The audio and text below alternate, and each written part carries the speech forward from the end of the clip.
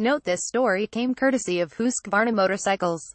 It's an incredible piece detailing the idea behind in the building of a twin two-stroke 500 by grafting together two 250cc cylinders. The goal was to offer a dirt bike that would dominate in Baja. Enjoy. We dug deep into our archives and found details on a twin-cylinder 490cc Husky prototype from 1967. This machine would prove to be the basis for a successful machine introduced a year later, in 1968. The Siamese motocross twin racer from Husqvarna was a first of its kind. It was developed for the U.S. market, thinking of desert races and long-stretching enduros such as the Baja 1000, where it was very successful.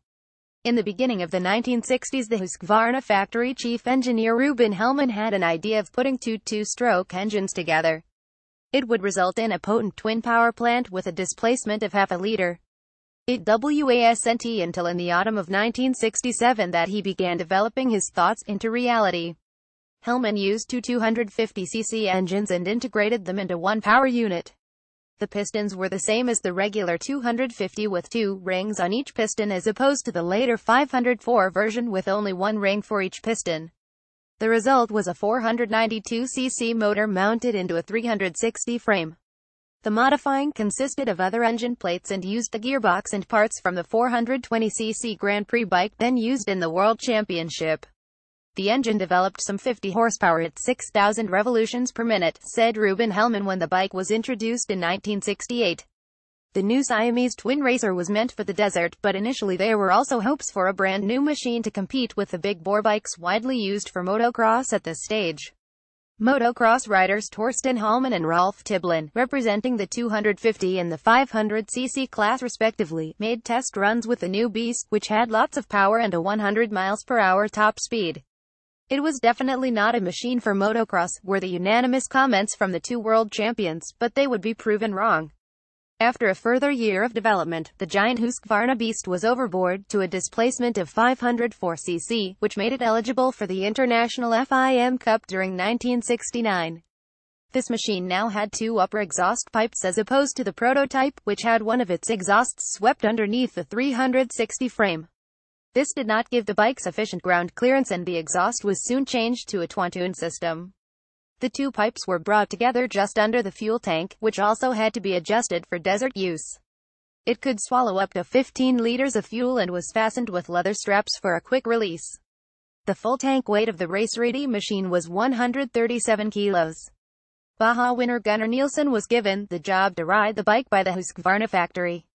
In the Fiberace series, Gunnar went to beat the Bugbears and won the FIM championship. Reliability and performance proved to be excellent. This win proved extremely popular, and the marketing people now started to consider production of the twin racer. Despite the international success, the project was still only at an experimental stage. Bench figures from 1968 showed that the power output was now 52 horsepower at a healthy 6,800 revolutions per minute. The top speed was clocked at 110 miles per hour using a rear sprocket of 47 instead of the commonly used 53 ratio. For carburation, the Amal 32mm concentric carb was handling the breathing. Two throttle cables were used from the carbs all the way up to the throttle grip. A Bosch ignition system was fitted and had a slightly altered performance as opposed to the standard version. The flywheel and the magneto originally came from a snowmobile, however still the same size as for the 400, but stronger for the twin. With this development, the frame had to be strengthened to cope with the additional power resources. Basically, it was now the same as for the 400 Husqvarna. Heavy engine plates were used to match the big power plant. Two extra brackets were mounted underneath the engine to serve as skid plates. They also supported the frame and the foot pegs. After success in the FIM series, a 492cc machine was shipped to the USA for participation in the Mexican Baja 1000 race. With the two ace riders Gunnar Nielsen and J.N. Roberts, they managed to win this classic event by a good margin, despite a late crash in the dark. Gunnar Nielsen had to spend almost half an hour searching for his bike in total darkness. Luckily, the incident occurred close to the finish in La Paz. The overall win was followed by a few other U.S. races, but without much success.